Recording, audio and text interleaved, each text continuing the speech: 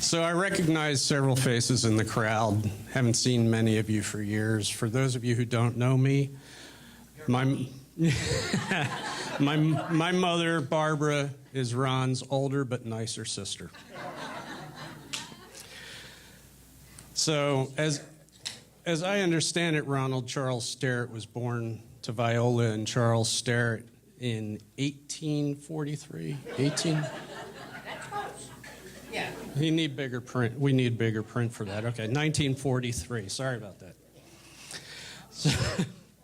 So Uncle Ron attended college at Glassboro State, and he earned his bachelor's and his master's there in education, and went on to become a teacher in this wonderful land called Camden, New Jersey. And for those of you around the area, I suspect you know about Camden. During summers from college, I used to work as a bank teller there, and every time there was a robbery at one of our branches, I was one of the few males that was a bank teller during the summer cruise, so they would send me to wherever the robberies were. That to me was not a big deal because I knew they weren't coming back to the same branch.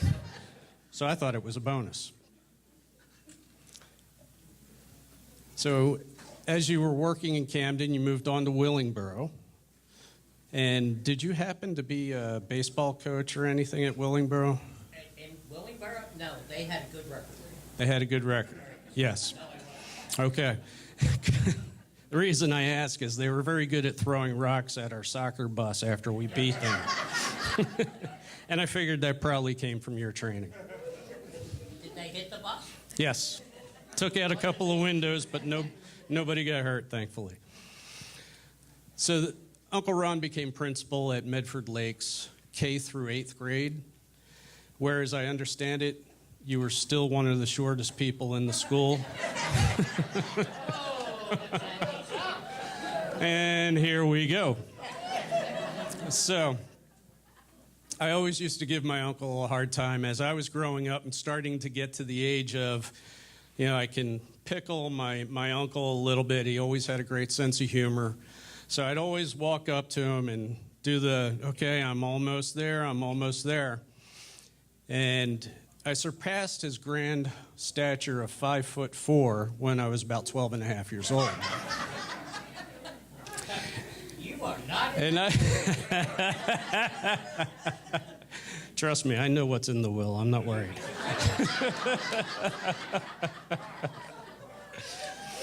So we also used to joke about the hair loss, right? And you said you just wait. Someday it may happen to you, right? So I still have a little bit more hair, but just a little bit. But as karma would have it, both of my sons, about 12, 13 years old, shot up past my towering 5'7" stature. So you got what you asked for, a little payback. One of the things that we've had a long tradition of in our families was our annual crabbing trips. And this brought together our family, the Schuh family, the Starrett family, and the Greaves, who are not represented here, but they live in Philadelphia area. And for 20 plus years, we never missed a season going down there. We'd meet at the Chesapeake, get into the rowboats, go out there with the chicken necks, try to catch the chicken. Yeah, we'd catch the chicken, but we also wanted to get the crabs with it. So around 2006, we brought one of my neighbors on the trip.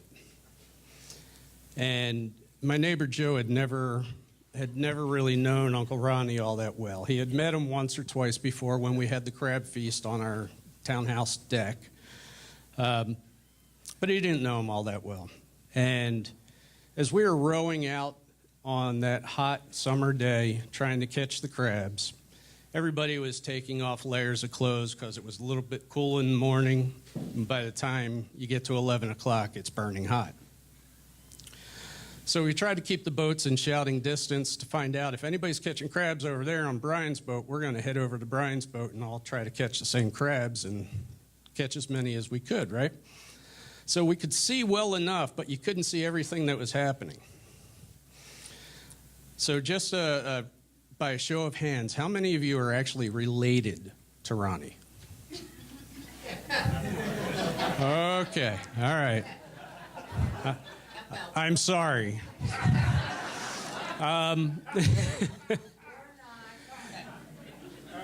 And how many have actually seen Ronnie without his shirt on? Oh. Yeah. I should hand the mic to you. So, from afar, Joe sees this apparition on the Starrett boat. And he's like, Gary, what the hell is that?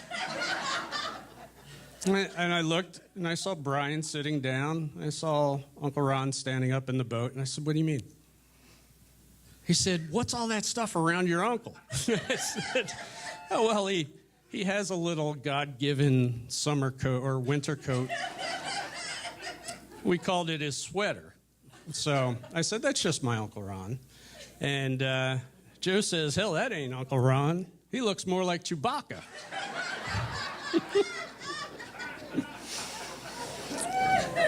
You're up to 10. So little did you know, year after year after year, we just kept calling you Uncle Chewy. And I thought it was Schuh you were talking about. Those were good times. You can skip the last part. It's Yeah, you want me to jump to the end? I'll let you hold the Chewbacca one. How's that? So anyway, going back to the college days, one thing, growing up with an uncle who was a principal at the time that I was in high school, there was just a wee bit of pressure on me to get good grades. He never responded. Which is why I'm starting this story. So sadly, my first year in college, my first semester, the GPA probably didn't even register. And I was really down about my poor performance in college. My father was trying to talk me through it. My mother was just yapping at me, beating me up, get back in there and do it the right way next time. No, you were being very nice, Mom. She was about to get up out of her wheelchair there and beat my ass. So, lo and behold, Uncle Ron decides he's going to mentor me in that moment. And he admitted that his GPA, his first semester in school, wasn't quite that good either. And I recall we compared... 3.1 compared to your 1 point. No. It was not a 3.1. The two of ours together did not get up to 3. He knows the truth. That's the sad part. It is what it is. Karen, would you please bring up the bag for me? So although we started off a little rough, I think you have ended up very successful. You got a wonderful family. You've got an awesome nephew. I did. And I figured you're not done yet. 75 is, nowadays, it's just a starting point. So You mean being nephews? the entrepreneur that I know you can be, Ron used to work for a company called Roadway Package Services, RPS. Uh-oh, now we're in trouble. I'm calling out somebody else in the crowd. That was entirely unintentional, sir. Yeah. I think I got my knife with me just in case. So, Ron, I swear I thought they were trying to kill you there. RPS got eventually acquired by FedEx. That was part of their ground system. And rather than go back to work for FedEx/RPS and go to their competitor, UPS, I figured you and I could start up a new company to compete with both. You have a model truck. And your job is going to be CFO. CFO, well, it wasn't really an O. I don't think they had enough lettering for it. So,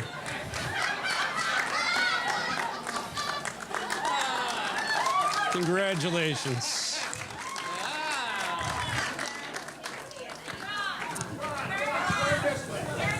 Everybody wants to see it. Right? Come on. Let him get away with this? She knew nothing about it.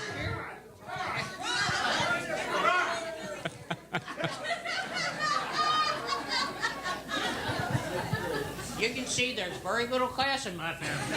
That's right. If it weren't for low class, we'd have none.